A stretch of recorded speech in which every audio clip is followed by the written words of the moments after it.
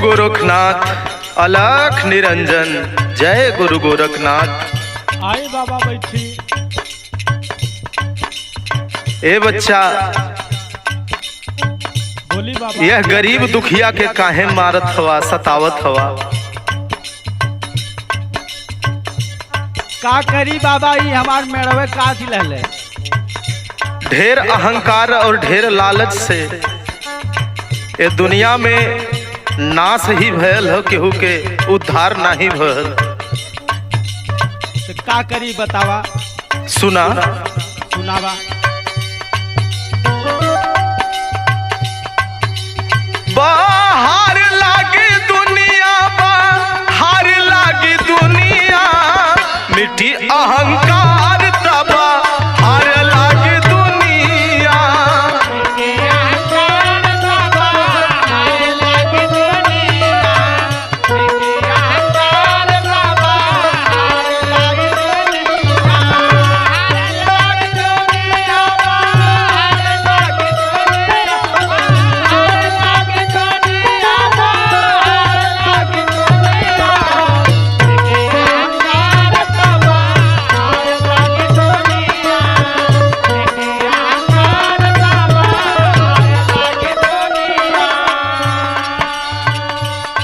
ए बच्चा, ये संसार में जे अहंकार कैलस ओकर सदा हमेशा ओकर विनाश भइल। आज भी हमार वेद पुराण बतावेला, त्रेता युग में बड़ा बलशाली बाली रहल, जेकर भी अपने बल पे घमंड रहल, जेकर अभिमान भगवान श्री रामचंद्र जी तोड़लन। ए बच्चा सुना। सुनावा बाबा। यह अहंकार बाटे नफरत मचावले,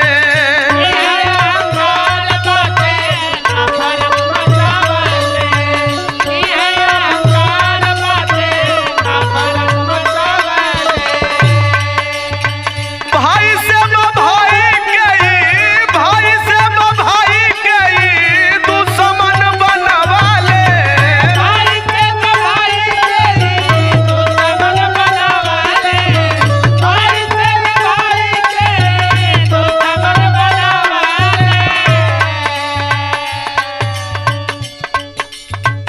गावत बा सब लोग, गावत बा सब लोग स्वार्थ के भजनिया, गावत बा सब लोग स्वार्थ के भजनिया, मिठी अहंकार तबा हार लागी दुनिया।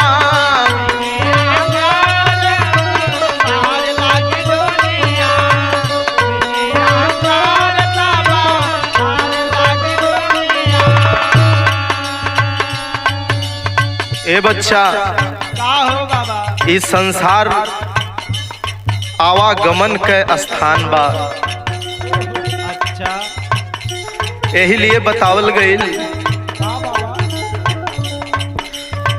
जाए के जरूर बाटे जाने सब कोई,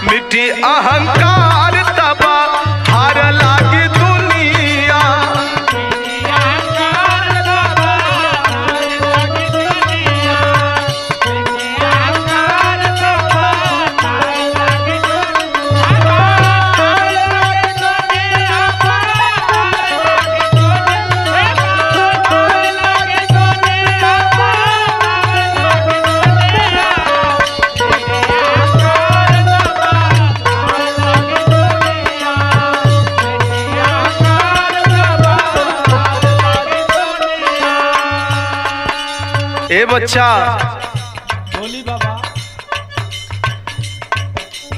ये दुख और सुख दोनों संगी है। कोई ऐसा धरती पे नहीं है जो नारायण के अलावा जिसने दुख और सुख का सेवन ना किया हो। चाहे भगवान ही इस पृथ्वी पर पैदा हुए, उन्हें भी दुख का सामना करना पड़ा।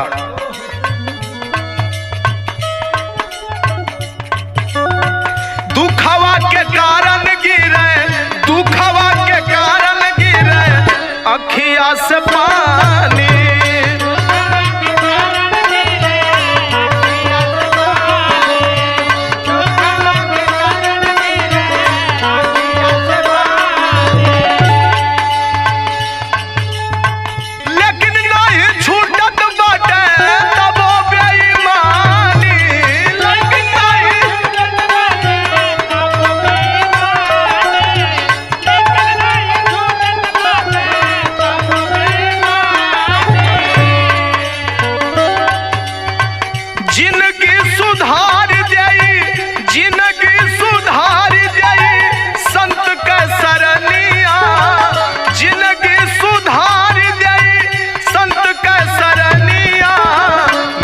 अहंकार दबा हार लाग दुनिया।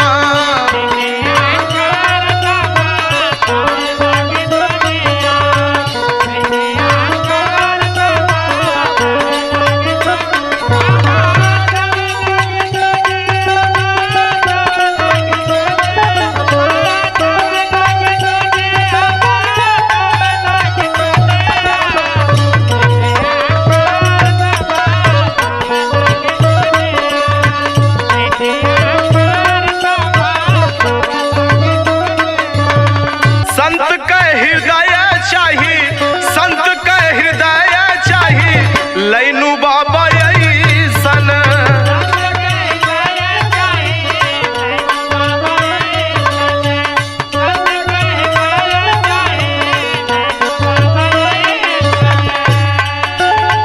खोजी हा नया साराम, खोजी हा नया साराम, राम रहीम जैसन।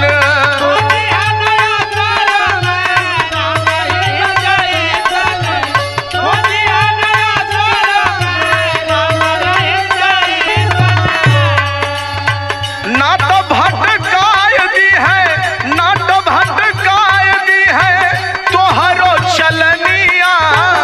ए बच्चा, बोली बाबा। ना तो भटकाय दी है तोहरो चलनिया। मिट्टी अहंकार दबा हार लागी दुनिया।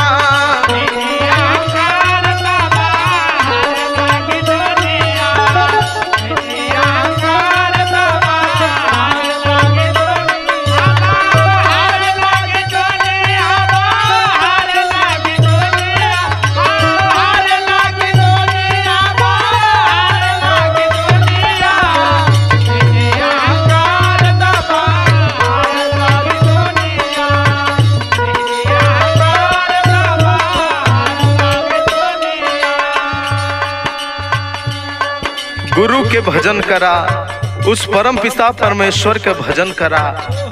सारा कष्ट सारा दुख यह संसार से तो हर पर आ जाए।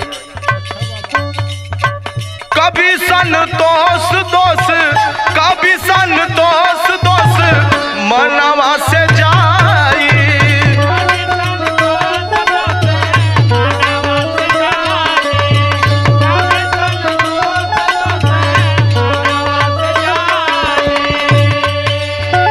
अगर मन से तन से संताप, मन से अगर दोष चल जाई, तब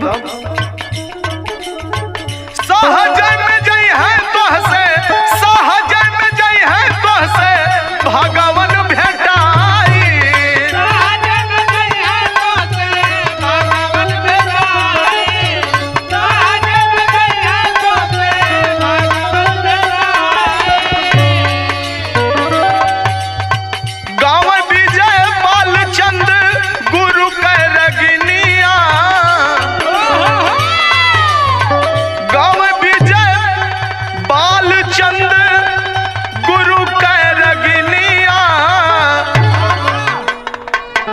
हे बच्चा, हाँ बाबा बोली। अरे गाँव विजय बालचंद वही गुरु कह रगिनिया,